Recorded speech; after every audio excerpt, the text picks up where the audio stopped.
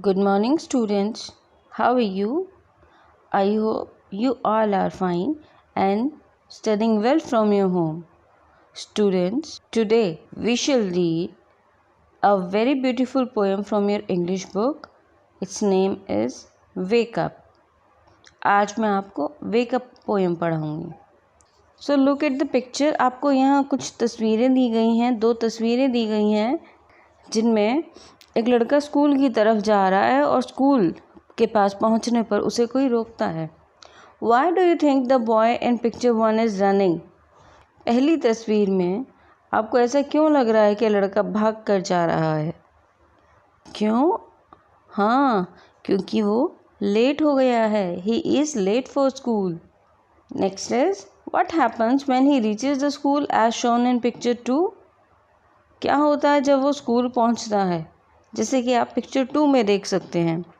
He is stopped by the चौकीदार at the school gate. उसे चौकीदार द्वारा स्कूल गेट पर रोक लिया जाता है. Have you ever been late for school? Why were you late and how did you feel then? क्या आप भी कभी स्कूल के लिए लेट हुए हैं? आप लेट क्यों हुए और आपको कैसा लगा? Yes, I was late for school last Monday. I was late because my dress was not ironed. I felt very upset on being late. कि हाँ, पिछले सोमवार को ही मैं लेट हो गया था क्योंकि मेरे कपड़े प्रेस नहीं थे और मुझे बहुत बुरा लगा. Now let's come to the poem. You can see there is a picture. इस पिक्चर में खिड़की खुली हुई है और बाहर किसी ट्री की ब्रांच पर 2 birds हैं जो कि सिंग कर रहे हैं. और वो क्या सिंग कर रहे हैं? Wake up, wake up, wake up, it's a lovely day. Oh, please get up and come and play. The birds are singing in the trees and you can hear the buzzing bees. Wake up, it's a lovely day. Oh, please get up and come and play. It's much too late to lie in bed, so hurry up, you sleepy head. Wash and dress and come on out. Everyone is up and about. The cow, the horses, the ducks and the sheep, the tiniest chicken, cheep, cheep, cheep, wake up. It is a very beautiful poem by C. Fletcher. ये poem C. Fletcher ने लिखी है और इसमें कहा गया है कि हमें रोज़ाना सुबह जल्दी उठना चाहिए. So let's read it once more. Wake up, wake up, wake up, it's a lovely day. कि जल्दी उठो, it's a lovely day, बहुत ही प्यारा दिन है. Oh please get up and come and play. उठो और आकर खेलो. The birds are singing in the trees. देखो, सभी पक्षी पेड़ों पर गा रहे हैं. And you can hear the buzzing bees. मधुमक्खियाँ भी भिनभिनाकर गाना गा रही हैं. Wake up, it's a lovely day. उठो उठो जल्दी उठो, कितना सुहावना दिन है.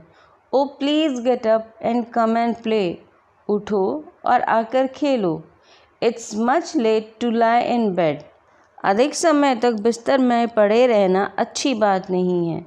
So hurry up, इसलिए जल्दी करो you sleepy head. इसलिए सोना बंद करो और जल्दी उठो. Wash and dress and come on out. उठो, नहाओ और कपड़े पहनकर बाहर आओ. Everyone is up and about.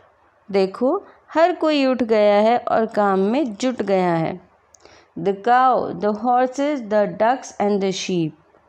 गाय, घोड़े, बतखें और भेड़ें सब उठ गए हैं. And the tiniest chicken, cheep, cheep, cheep, wake up.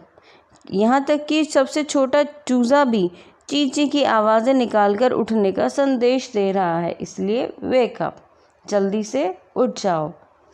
तो ये पोएम हमें सिखाती है कि हमें रोज़ सुबह जल्दी उठना चाहिए और देर नहीं करनी चाहिए. Now let's discuss the word meanings. Our first word is lovely. L-O-V-E-L-Y, lovely. Lovely का मीनिंग होता है beautiful, सुंदर. Our next word is buzzing. B-U-Z-Z-I-N-G, buzzing. Buzzing होता है लो एंड कंटिन्यूअस हमिंग साउंड, भिन भिनाने की आवाज़ जो कि मधुमक्खियाँ निकालती हैं। Our next word is lie. L-I-E lie. lie होता है to rest यानी कि लेटना। Our next word is sleepyhead. S-L-E-E-P-Y sleepy H-E-A-D head. sleepyhead. sleepyhead का मीनिंग होता है inattentive, ऊँघते हुए। Our last word for today is tiniest. Tiniest. Tiniest. Tiniest होता है स्मॉलेस्ट, सबसे छोटा। तो ये थी आपकी पोयम वेकअप और उसके word meanings. Rest we shall continue in the next video. Thank you.